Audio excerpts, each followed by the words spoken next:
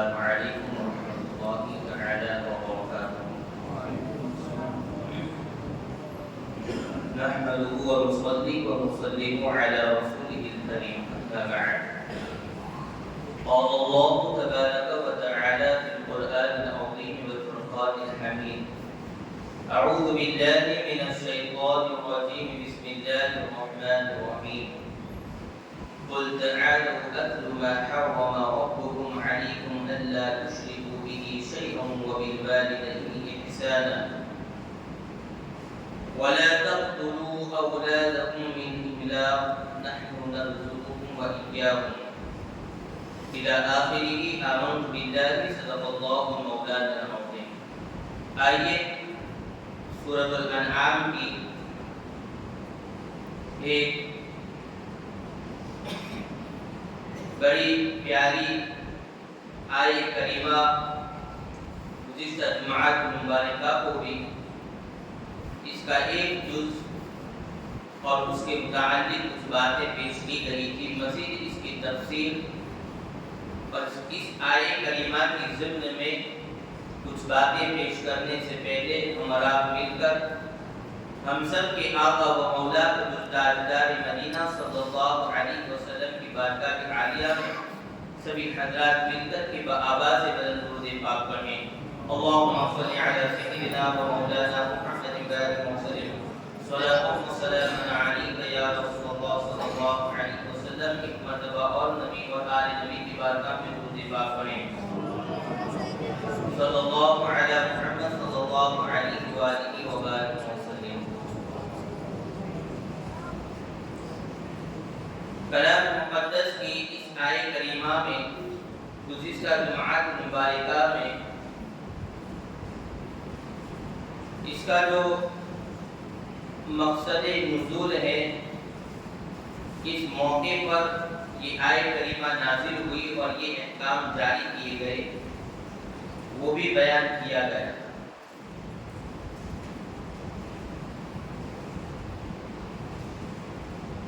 کچھ صحابہ کرام آقا دو عالم صلی اللہ علیہ وسلم کی بارگاہ میں آ کر عرض کرتے کہ یا رسول اللہ، ہمارے لیے اسلام کے تعلق سے جو ضروری باتیں ہیں، جو ضروری عقائد ہیں، جو ضروری عمل ہیں، وہ ہمیں آپ بیان فرما دیں تاکہ اس کی روشنی میں ہم دین اسلام پر عمل کریں.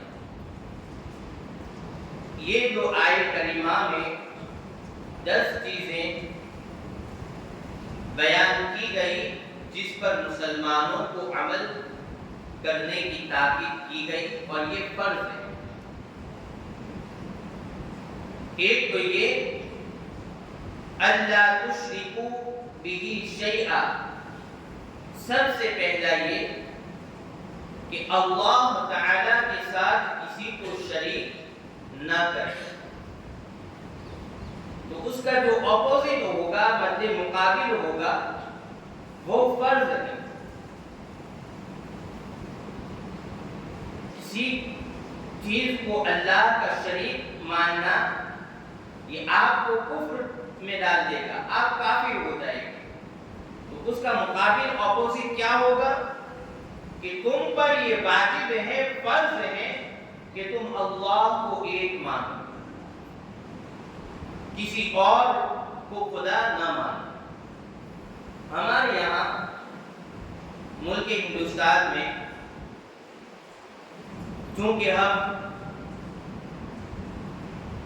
جس بستی میں یا جس ملک میں یا ہمارا جو کاروبار ہے یا جو ہمارے ریلیشن ہیں، لوگوں کے ساتھ جو سبند ہیں، تعلق ہیں، تو اس وجہ سے ہمیں ان کی دل جوئی کرنی پڑتی ہے، ان کے ساتھ ہمارے جو سبند اچھے ہیں وہ دکھلانا پڑتا ہے. تو ایک اخلاقی اعتبار سے آپ مشرکوں کے ساتھ یا کافروں کے ساتھ ایک مسلمان اچھا انسان ہے اور اخلاق مند ہے. اس طریقے سے جو اخلاقی اعتبار سے جو فرائض ہیں وہ آپ کافروں کے ساتھ نبھائیں تاکہ ایک مسلمان کی شکل میں انہیں ایک اچھا انسان نظر آئے، مگر اس آڑ میں اس سبند کو، اس تعلق کو سنبھالنے کے لیے آپ اپنے ایمان کو خطرے میں نہ ڈالیں۔ کبھی کبھی جذبات میں آ کر ہمارے بھولے بھالے مسلمان جن کو علم نہیں ہوتا، وہ ہندوؤں کو، مشرکوں کو یہ کہہ دیتے ہیں کہ جس کو تم رام کہتے ہو، جس کو تم بھگوان کہتے ہو، جس کو تم یہ جو بھی جس کی تم پوجا کرتے ہو، تم اس کو وہ کہتے ہو، ہم اس کو اللہ کہتے ہیں، معاذ اللہ رب العالمین۔ سنا ہوگا آپ نے، میں نے تو کئی لوگوں کے ساتھ منہ سے سنا اور ان کو پھر میں نے ان کی اصلاح بھی کی کہ تمہیں جنے بھگوان پچھے میں جنے ہمیں اللہ کہیے، تمہیں ایمنی پوجا کرت ہمیں اللہ کی پوجا کرے، ہمارا خدا ایک ہے۔ اس طریقے سے بولتے کہ نہیں بولتے؟ کہیں جو ایسے ہوں گے بیچارے جس کو علم نہیں ہوگا، وہ لوگ یہ بولتے تھے۔ اب آئیے قرآن کی روشنی میں یہ بولنا، یہ الفاظ استعمال کرنا کہاں تک درست ہے؟ پوری ایک سورہ مبارکہ اس تعلق سے نازل ہوئی۔ آپ دیکھیں سورۃ الکافرون، کیا فرماتا ہے رب تبارک تعالیٰ؟ قُلْ يَا أَيُّهَا الْكَافِرُونَ، اے محبوب آپ کافروں سے کہہ دیجئے کہ اے کافروں، لا اعبد ما تعبدون، جس کی تم پوجا کرتے ہو اس کی میں پوجا نہیں کرتا۔ کیا؟ لا اعبد ما تعبدون، جس کی تم پوجا کرتے ہو اس کی میں پوجا نہیں کرتا۔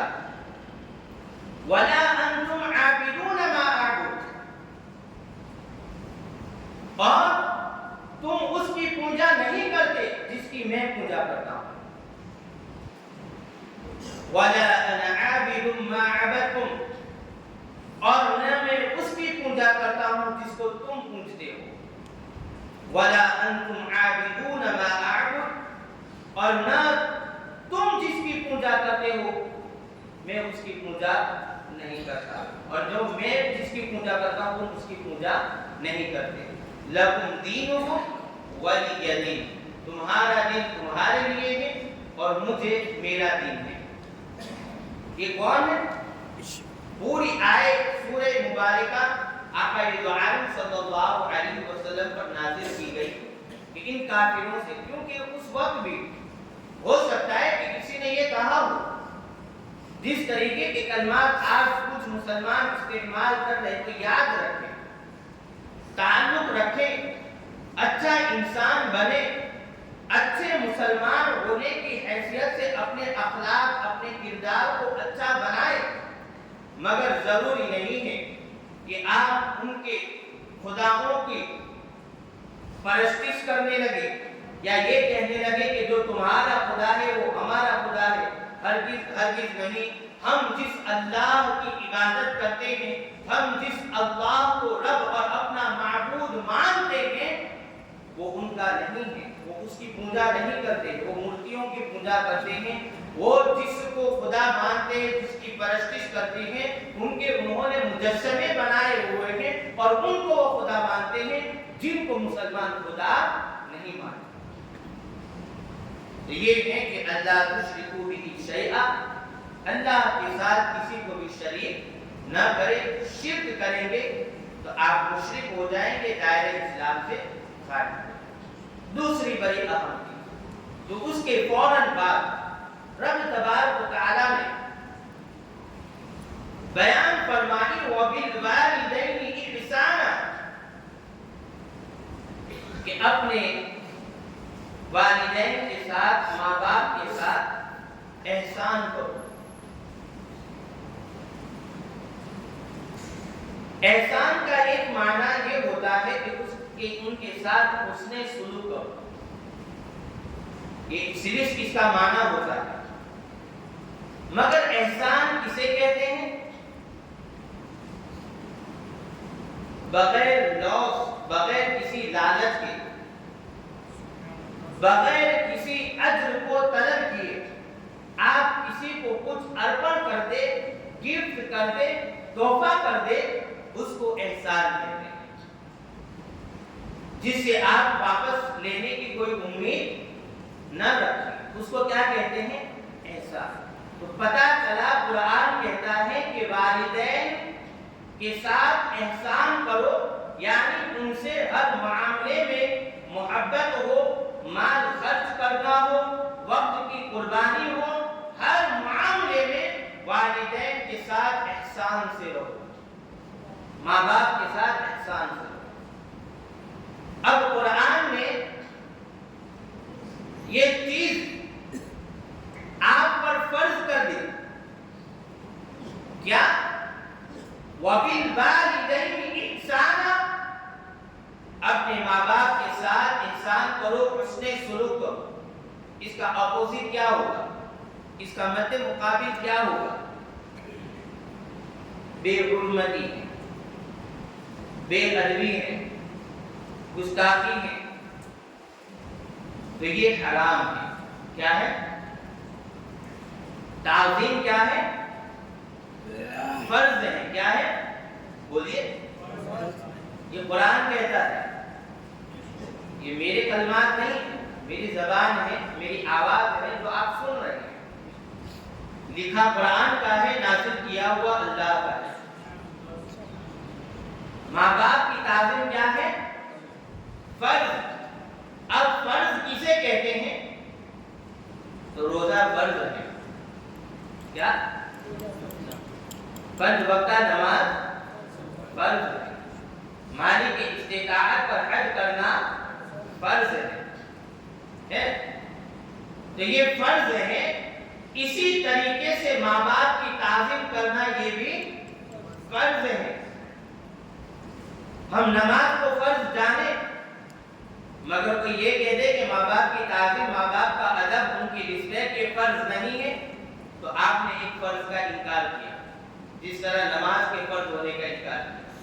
ماں باپ کی تعظیم کا اگر انکار کیا اور یہ کہا کہ وہ فرض نہیں، تو گویا کہ آپ نے اسی طریقے سے کوئی فرض کا انکار کیا، جس طرح روزہ فرض ہے اور اس کا آپ نے انکار کیا۔ تو ان کی بے ادبی یہ حرام ہے۔ کیا ہے؟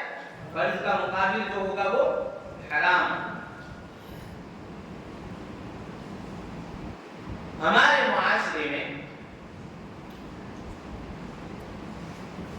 سورہ بنی اسرائیل میں بھی اللہ تبارک تعالیٰ نے جہاں یہ فرمایا کہ تم پر یہ فرض ہے کہ میری عبادت کرو اور میرے سوا کسی کو شریک نہ کرو، وہاں پر بھی فرمایا وَبِالْوَالِدَيْنِ إِحْسَانًا، اپنے ماں باپ کے ساتھ احسان کرو، حسن سلوک کرو۔ پھر آگے ہی مما یبلغن عند الكبر احدهما او كلاهما فلا تقل لهما اف ولا تنهرهما وقل لهما قولا كريما، کہ ان کے ساتھ حسن سلوک کرو۔ پھر آگے قرآن نے وضاحت فرمائی کہ ان دونوں میں سے یا وہ دونوں بڑھاپے کی عمر تک پہنچ جائے، یا دونوں پہنچ جائے، یا ان دونوں میں سے کوئی ایک پہنچ جائے، فلا تقل لهما اف،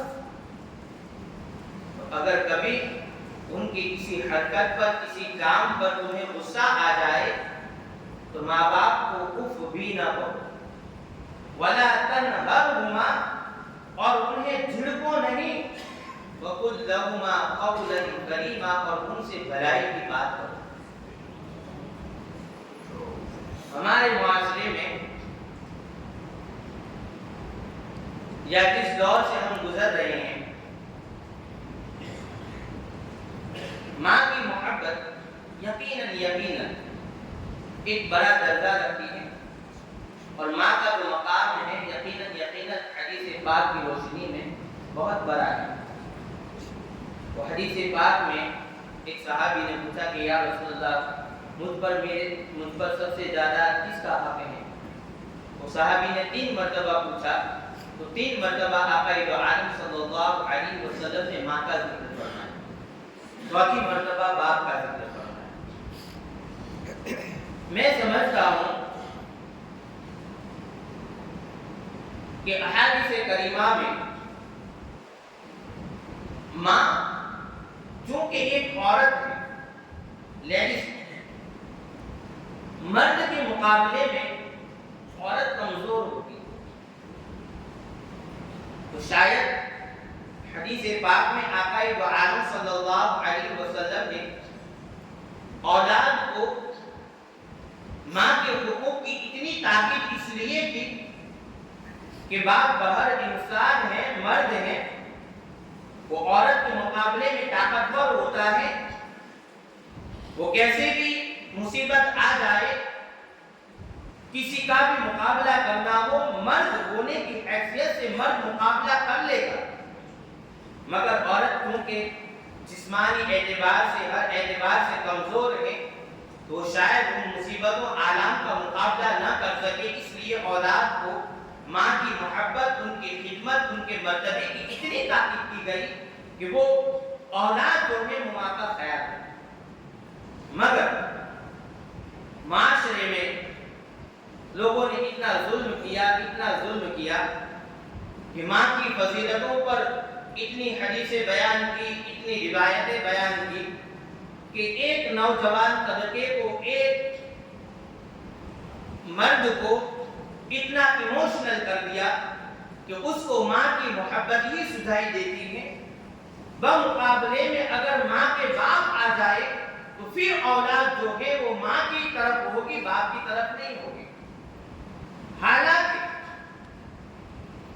آپ دیکھیں تو ایک باپ کی جتنی قربانیاں ہیں اپنی اولاد کے لیے، وہ اتنی قربانیاں جو ہیں وہ ماں کی نہیں ہیں۔ باپ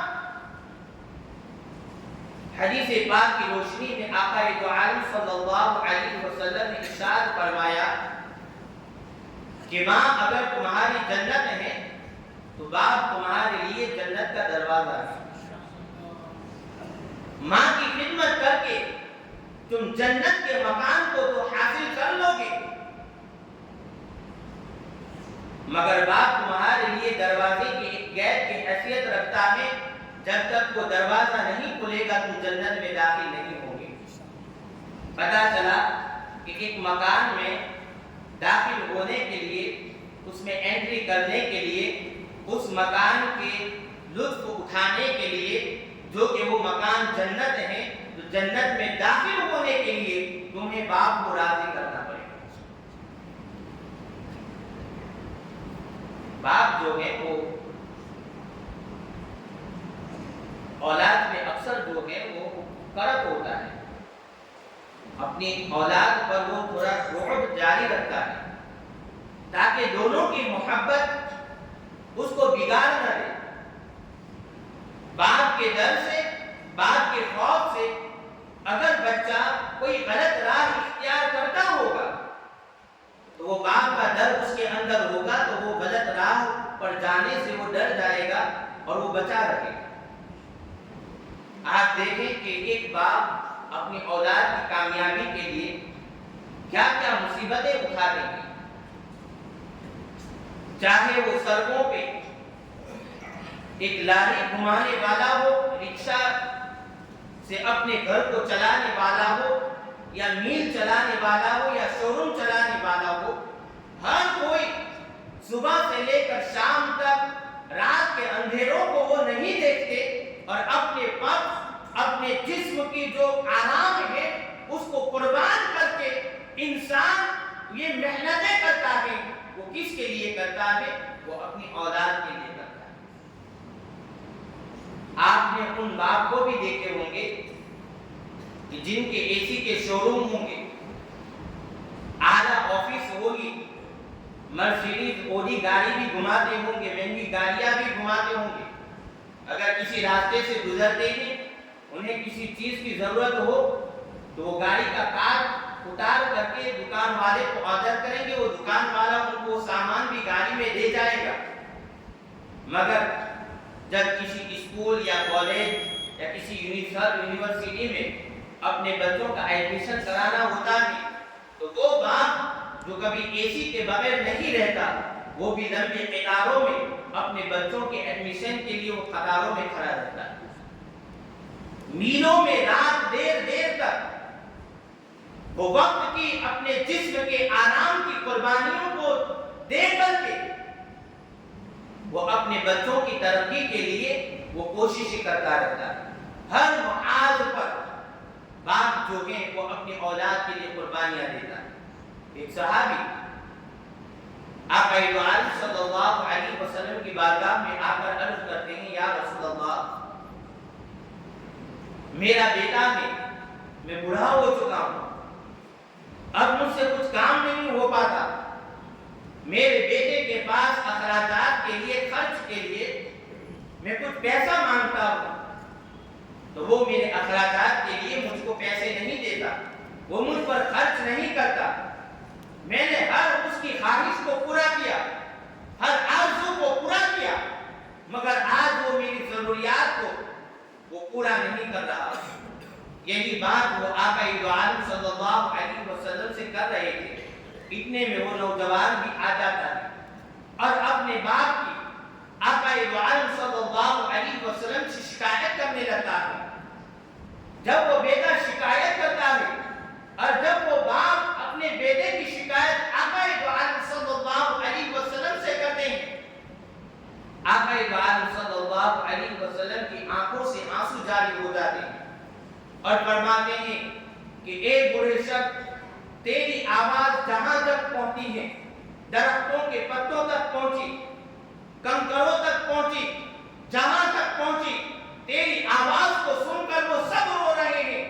جب وہ بیٹا اپنے باپ کے اگینسٹ میں، ان کی مخالفت میں آقا کی بارگاہ میں اپنے باپ کی شکایت کر رہے تھے، آقا نے فرمایا کہ خاموش ہو جاؤ، انت ومالک لوالدتک، سن لے تو بھی اور تیرا جتنا مال ہے وہ سب کا سب تیرے باپ کا ہے۔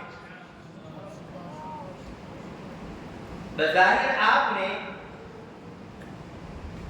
اپنے باپ سے، اپنے والد سے دھندے کے اعتبار سے، بزنس کے اعتبار سے، مال دولت کے اعتبار سے، زمین جائیداد کے اعتبار سے ہو سکتا ہے آپ نے ان سے زیادہ ڈیولپ کیا ہو، ترقی کی ہو۔ آپ کے والد صاحب اسکوٹر پھرا رہے تھے، آپ بلیٹ لے کر گھوم رہے ہیں، وہ ماروتی سوزوکی کی گاڑی استعمال کر رہے تھے، آپ مرسیڈیز اوڈی گھما رہے ہیں۔ مگر یاد رکھیں، آپ اگر دنیا میں آئے ہیں، آپ کو اگر سمجھ بوجھ ملی ہے، آپ کو اگر ترقی کی راہیں ملی ہیں، وہ کسی اور کے ذریعے نہیں، آپ کے والد گرامی کے بتلائے ہوئے راستے اور ان کے طریقے سے آپ کو یہ ترقی ملی ہے۔ اس لیے کبھی بھی ترقی کی کسی بھی منزل پر پہنچ جائے، یہ اپنے دل و دماغ میں نہ لائے کہ یہ سب کچھ میری وجہ سے ہوا ہے۔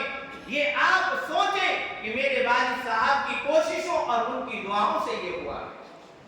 آقا دو عالم صلی اللہ علیہ وسلم نے فرمایا، آج جو ہے ہم اگر کسی مصیبت میں مبتلا ہو جائے، کوئی پریشانی آ جائے، گھنٹوں کا سفر طے کر کے اجمیر شریف جائیں گے، اور زیادہ ہے تو بغداد شریف جائیں گے، اور زیادہ ہے تو عمرہ کے لیے چلے جائیں گے، یا لوکل ہیں تو کہیں کسی پیر صاحب کے پاس، کسی شیخ صاحب کے پاس، یا کسی امام صاحب کے پاس